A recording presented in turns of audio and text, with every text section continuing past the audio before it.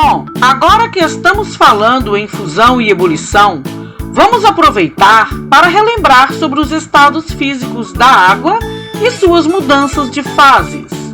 Com certeza vocês já estudaram sobre isso, mas é sempre bom recordar. Aqui nessa imagem estamos representando os 3 estados físicos da água. O líquido, que é o estado da água em que mais a utilizamos, concordam?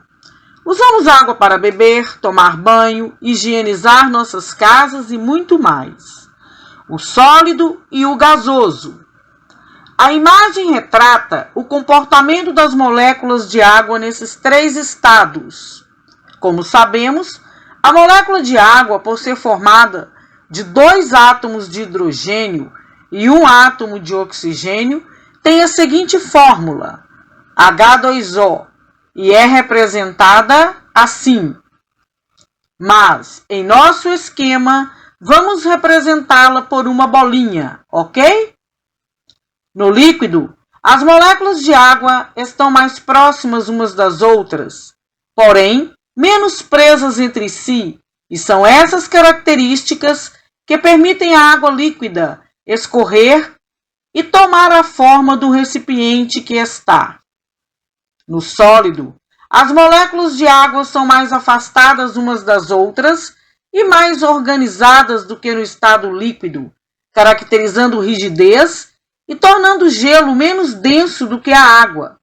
É por isso que quando colocamos um cubo de gelo dentro de um copo de água, o gelo não afunda. E no gasoso, as moléculas de água estão mais afastadas possível umas das outras, o que torna o estado gasoso bem desorganizado, e é por isso que não vemos os gases. Muito bom! Então, além dos estados físicos da água representados aqui, temos também os nomes das mudanças de estados físicos. Vejam. A água, como vimos, ela se apresenta na natureza em 3 estados físicos, o sólido, o líquido e o gasoso.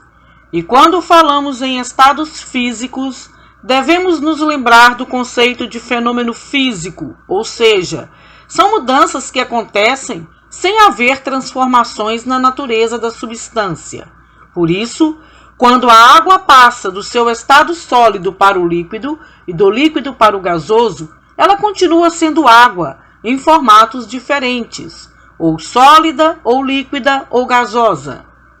E a passagem da água de um estado físico para o outro recebe denominações que devemos saber. Vejam.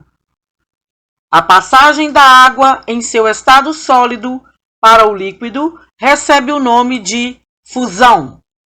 Quando a água passa de seu estado líquido para o estado gasoso, essa passagem recebe o nome de vaporização. E a passagem da água do seu estado gasoso para o estado líquido se chama condensação. E do líquido para o sólido recebe o nome de solidificação. É também importante aproveitar nesse momento o ciclo da água na natureza, pois nele podemos compreender muito sobre essas mudanças de estados físicos da água. Vamos lá!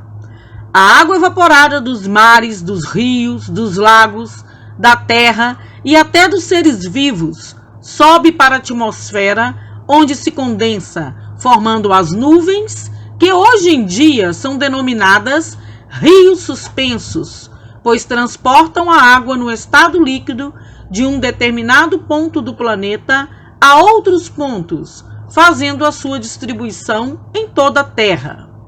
Ocasionalmente, as nuvens se tornam mais carregadas, pois suas gotículas de água vão se fundindo umas às outras, deixando as nuvens mais escuras e instáveis, até que as gotículas de água se tornem grandes o suficiente para precipitarem em forma de chuva, que cai nos diferentes pontos da Terra, abastecendo rios, lagos, lençóis freáticos e oceanos, passando pelos seres vivos e voltando a evaporar novamente.